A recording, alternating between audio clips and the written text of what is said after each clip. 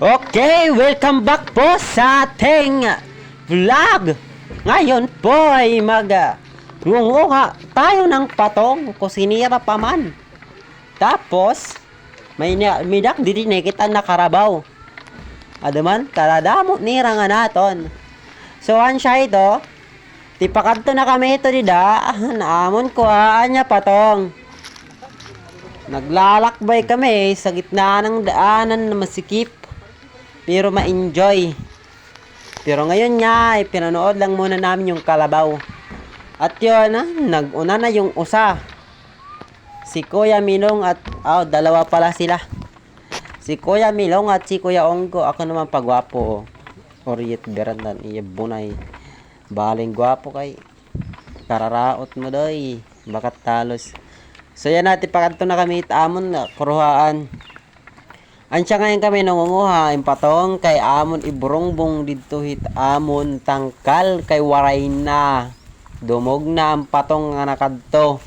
So siya ito nga mangunguha kami yana. Tapos sugo lahat ini ni engineer nga pagsarit kuno kamo dito ka na shout out ka na Kuya Ricky Langi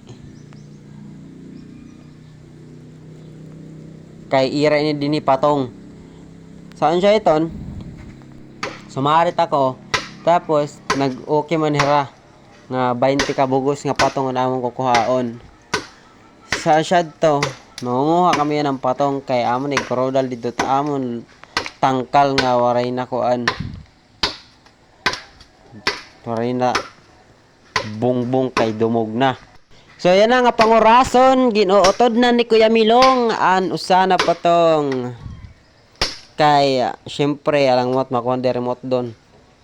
Di rin nga nito magicon. Syempre balot good. So ito ginuotod na ni Kuya Milong. Kundi pa ka mo maaram ang gingkukuha ini din ni ang pinakahalaba. So kadit imo kalaba. Tadat imo daradara nga nabitay. Balitaw mas halaba ini. Tapos kay nahanglan last gas. Kay para maihit gahin. Pag pisot nga ni so di mo supot pa. Madali lat gahin ito. Madali mag ayaw nala. So dapat last gas it kukuhaon naton kay para maihit gahin. Kay kumbaga siya pinakalagas na. Matibay na matibay. Bata pa nga ni gidaw madali la ito madumog. Siya ito nga lagas ito among kukuha dili. It pinakalagas. Damo mga pinidihit lang nga lagas na. Siya nga we are interested here to kuha-kuha to patong-patong. Gipatong-patong hani. So di da part bagang kinukurean hiya pagkuha kay damon nakakaulang ko sinira pa man. Iya gipaplano ko na di nini matugpa. Sinira pa man yakuan. Ini nga patong kundi nini matutumba. Sa iragin anira di pagpulod diri nga pulod niya tag-usa pulod dayon. Ira lagin kikihaanin usa. Para pag matumban usa tomba usa nagkatutumba tanan. Sa tera pagkukuhan patong. So ini nga mga damot nakakaulang ira naging kukuha. Kay para waray may nakakaulang para metot iyo relasyon. Kinahanglan it mga nagpapakaulang tanggalon kay para di makaulang. Kay makaulang nga ni magpapatay daw lang may magpakaulang. Bahala na la. So siya ito para sa metot pagkukuhat patong. Kailangan ginlilimpyuhan na it mga panagihanan ko sinira pa man para waray ba sa gabal waray ulang. So asya ito dapat maram ka mo kung paano't mga technique. Okay guys, mabunggo na kita. Tayo ay uuwi na nga naton. Because magutom na. Ngayon ay nagbabayaw-bayawan kami. Ito ay napakahurap.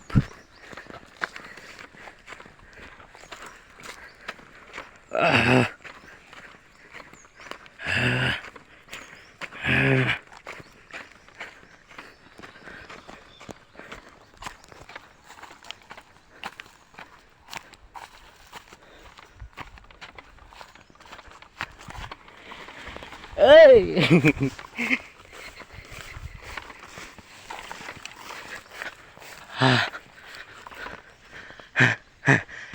Ye, ye, ye, ye, ye, ye, ye.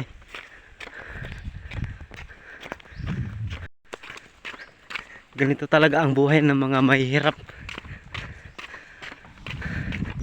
Pero mas mahirap maging mayaman. Dahil marami kang obligasyon. Pag mahirap ka, ito lang. Kunti lang pero mahirap din. Kasi wala naman tayong magagawa sa buhay. Ganun talaga ang buhay. Kailangan magsumikap para may malamon. Hindi pwedeng tumunganga ka na lang. Kailangan gumalaw ka para mabuhay ka.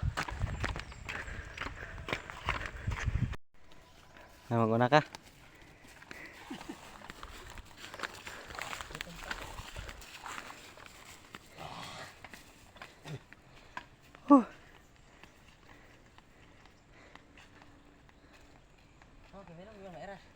Okay, yaman mo sa. Ha.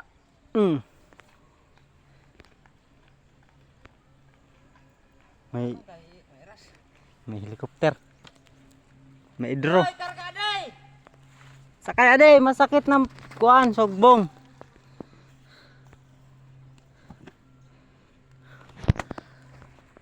Handa wala ito.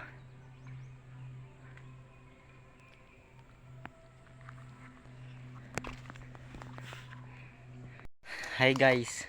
Napakainit ng panahon. Napakainit ng panahon. Napakabigat pa ng dinadala. Baka na mamamatay na kada.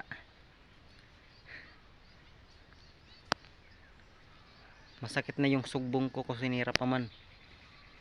Yan ay namumulatok. Because it's so heavy. Heavy equipment yung dinadala namin.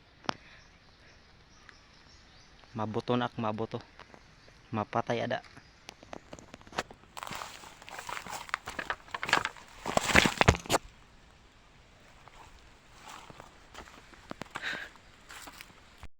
Wah! Di naghihapon. Abot na ka na.